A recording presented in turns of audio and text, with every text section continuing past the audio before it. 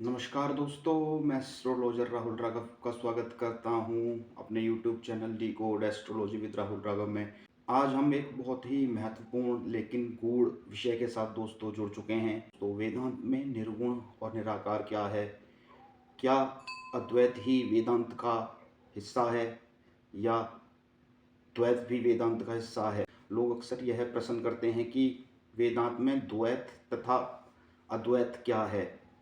ईश्वर और आत्मा एक है या अलग अलग? इस प्रकार के कई प्रश्न अक्सर दोस्तों लोग हमसे करते हैं और हमारे सुनने में ये प्रश्न प्राय आते हैं। इस विषय पर काफ़ी जिज्ञासा लोगों की बनी रहती है। इन सभी प्रश्नों का उत्तर हम शास्त्रों के अनुसार सरल भाषा में समझने का प्रयास करेंगे दोस्तों। अगर आपकी रुचि सनातन धर्म, उपनिषदों, गीता इत्यादि में है तो कृपया हमारे साथ इस वीडियो में आखिरी तक बने रहें। यह वीडियो बड़ा ही ज्ञानवर्धक होने वाला है। सबसे पहले हम समझते हैं वेदांत क्या है। वेदांत शब्द दोस्तों दो शब्दों की युति से बना है। वेद जमा अंत, अर्थात वेदांत वेदों का अंतिम और सर्वोच्च ज्ञान वेदांत कहलाता है दोस्तों।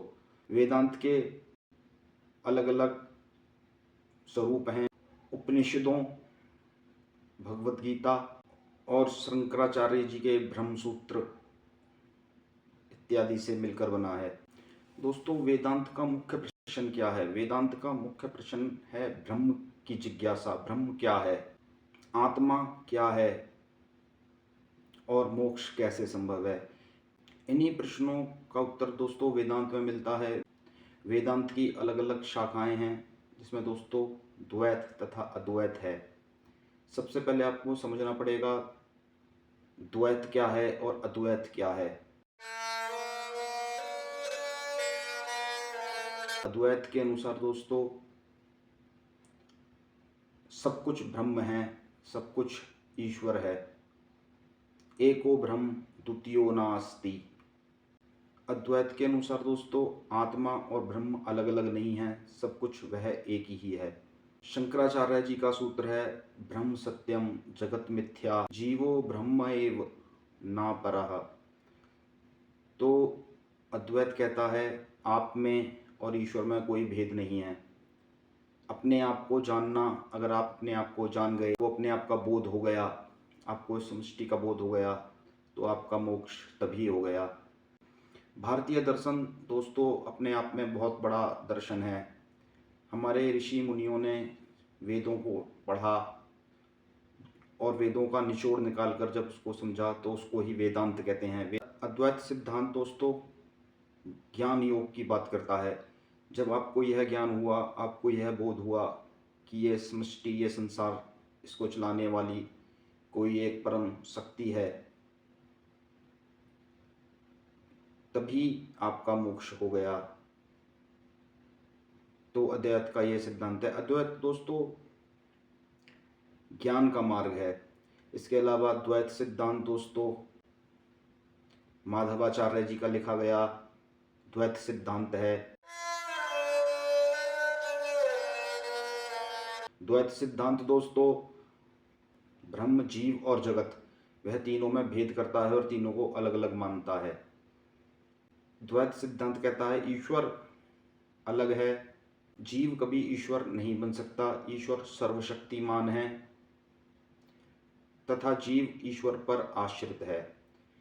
द्वैत सिद्धांत दोस्तों भक्ति की बात करता है, प्रेम की बात करता है और लक्ष्य दोनों का एक ही है, भगवान के चरणों में की प्राप्ति, मोक्ष। तो ये तो रहा दोस्तों द्वैत और अद्वैत वेदांत के बीच का फर्क। द्वैत में दोस्तों नारायण ही सर्व कुछ हैं, नारायण ही सर्वोच्च हैं, परमपिता परमेश्वर हैं, वही सृष्टि के पालक हैं, वही सृष्टि के संचालक हैं, सृष्टि के संहारक हैं। तो भगवान विष्णु को सर्वोच्च मानता है द्वैत वेदांत। अब हम बात कर लेते हैं दोस्तों निर्गुण और निराकार। निर्गुण और निराकार में क्या संबंध है? निर्गुण वही वेदांत की अद्वैत फिलोसफी, अद्वैत दर्शन हमें निर्गुण निराकार ब्रह्म के बारे में बताता है। वहीं दूसरी ओर सगुण ब्रह्म की उपासना, यह द्वैत वेदांत का अंग है, द्वैत दर्शन की शाखा है। दोस्तों आप इसको ऐसे समझिए, ब्रह्म तो सब कुछ है, जिस ब्रह्म के बगैर तो कुछ संभव ही नहीं। ये ब्रह्म वह है जो दिखाई नहीं देता, लेकिन उस ब्रह्म के बगैर भी कुछ संभव नहीं है। सगुण ब्रह्म निर्गुण ब्रह्म की ही अभिव्यक्ति है। ब्रह्म एक ही है तथा उसको समझने के स्तर अलग अलग हैं। उसको समझने के दो स्तर हैं, द्वैत तथा अद्वैत दर्शन। हिंदू दर्शन, सनातन दर्शन अपने आप में बहुत बड़ा है, बहुत विस्तृत है। निर्गुण ब्रह्म दोस्तों तत्व ज्ञान की बात करता है, अद्वैत सिद्धांत तत्व ज्ञान की बात करता है। जबकि सगुण दर्शन दोस्तों भक्ति की, उपासना की, प्रेम की बात करता है। यह दोनों मार्ग आपस में परस्पर विरोधी नहीं है दोस्तों। एक ज्ञानियों के लिए है, एक साधारण व्यक्तियों के लिए है, क्योंकि हर कोई तत्वज्ञानी नहीं बन सकता, हर कोई अद्वैत निराकार ब्रह्म को नहीं समझ सकता। उसकी बुद्धि की सीमाओं से कई बार ये चीज़ें, साधारण मनुष्य की बुद्धि की सीमा से ये चीज़ें कई बार दोस्तों परे चली जाती हैं। इसीलिए उनको सगुण द्वैत दर्शन के लिए, सगुण उपासना के लिए प्रेरित किया गया कि आप सगुण की उपासना कीजिए। आप चाहे किसी की भी उपासना कीजिए, आप उसी पर ब्रह्म परमेश्वर परम पिता परमात्मा की आराधना करते हैं। तो ऐसे देखिए कि हमारी गैलेक्सी एक गैलेक्सी है, इसमें हमारी पृथ्वी कहाँ स्थित है, और पृथ्वी के आगे आप सूर्य को देखिए, वह कितनी दूर हैं। आप मंगल को देखिए, गुरु को देखिए, शनि को देखिए, कितनी कितनी दूरी पर वह स्थित हैं हमारी गैलेक्सी में। और अगर हम अभी पृथ्वी से एक रॉकेट भेजें तो मंगल ग्रह पर पहुंचने में वह रॉकेट 7 से 8 वर्ष का समय ले लेता है। रॉकेट की स्पीड आप जान सकते हैं कितनी तेज़ होती है। तो जब हम अभी सिर्फ इन्हीं ग्रहों पर पहुंच पाए हैं, मंगल तक हम पहुंच पाए हैं, जुपिटर तक, गुरु तक और शनि तक अभी हमारा ऐसा कोई रॉकेट नहीं बना जो वहाँ जा सके। तो आप कल्पना कीजिए कि परमात्मा कितना विस्तृत है। अभी दोस्तों नासा ने एक पिक्चर जारी की थी बीते दिनों, जिसमें असंख्यों गैलेक्सियां इस ब्रह्मांड में तैर रही हैं, फ्लोटिंग कर रही हैं, और हमारी एक गैलेक्सी है। तो हमारी एक गैलेक्सी में मैंने आपको बात बताई अपने ग्रहों की, हो सकता है और भी किसी गैलेक्सी में जीवन हो, हमें नहीं पता। लेकिन हमारे साइंटिस्ट जहाँ तक जा चुके हैं, मंगल तक जा चुके हैं और खोज कर रहे हैं। तो आप देखिए कितना विस्तृत है। तो हमारे शास्त्रों में पहले ही मंत्र आया है, ओम अच्युताय नमः, ओम अनंताय नमः, ओम नमो भगवते वासुदेवाय। अब वासुदेव का मतलब देवकी के पुत्र वासुदेव से मत ले लीजिएगा। यहाँ वासुदेव का अर्थ है जो संसार के कण कण में बसता है, जो हर जगह है, वह वासुदेव है। जो मंत्र शास्त्र वेदों में वासुदेव शब्द का प्रयोग आया है, उसका अर्थ है जो सृष्टि के कण कण में बसता है, वह वासुदेव है। देवकी के पुत्र भी वासुदेव हैं, लेकिन वह समय द्वापर का है, अभी हाल फिलहाल का है। वेद जिनको वासुदेव कहता है वो श्रीमन नारायण को कहता है। दोस्तों कितना विस्तृत ये संसार है, कितना विस्तृत ये गैलेक्सियां हैं। हमारी गैलेक्सी से किसी दूसरी गैलेक्सी पर जाना भी साइंटिस्टों के लिए संभव नहीं प्रतीत होता। साइंटिस्ट जितनी खोज करते जाते हैं, उससे आगे उनको नई नई चीज़ें मिलती ही जाती हैं। अब दोस्तों ये मेटाफिजिक्स की बात कर रहे हैं। मेटाफिजिक्स क्या है दोस्तों, मैं आपको बता देता हूँ दोस्तों। यह ऐसा है कि भगवान एक छोटे से छोटे एटम में, अणु में स्थित हैं, और वही भगवान एक बड़े से बड़े पदार्थ में स्थित हैं, क्योंकि वह पदार्थ, बड़े से बड़ा पदार्थ भी उन्हीं एटम से मिलकर बना हुआ होता है। तो भगवान अपना विस्तार भी कर सकते हैं, जैसे उन्होंने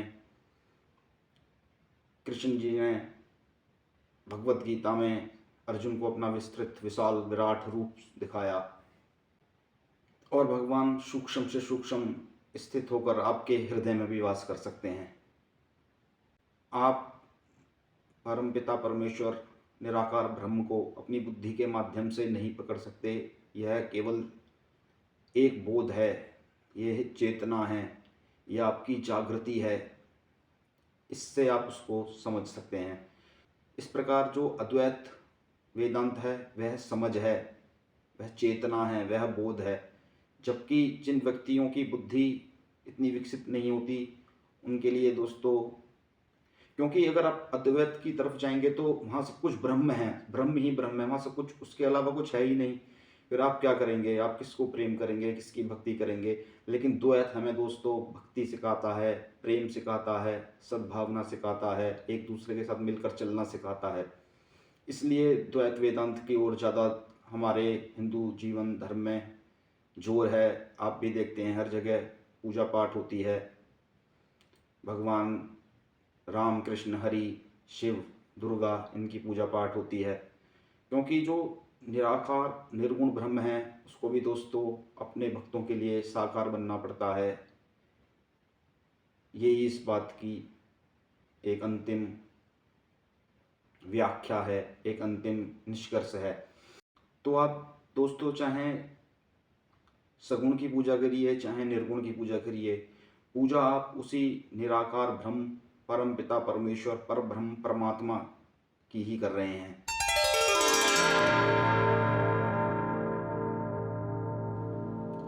तो चलिए, आशा करता हूँ मेरे बनाए गए इस वीडियो से आपको वेदांत के बारे में, द्वैत अद्वैत दर्शन के बारे में, सगुण निर्गुण के बारे में दी गई ये जानकारी समझ आई होगी और अच्छी लगी होगी। अगर आपको हमारी ये जानकारी अच्छी लगी है तो कृपया हमारे वीडियो को लाइक करें, हमारे चैनल को सब्सक्राइब करें। हमारा चैनल ज्योतिष व अध्यात्म से समर्पित है तथा हिंदू जीवन दर्शन के दैनिक व्यवहारिक कर्मों को विस्तार से समझाता है। तो चलिए फिर मिलते हैं ऐसे ही किसी वीडियो में। तब तक आप अपना ख्याल रखें। जय सिया राम, नमो नारायण।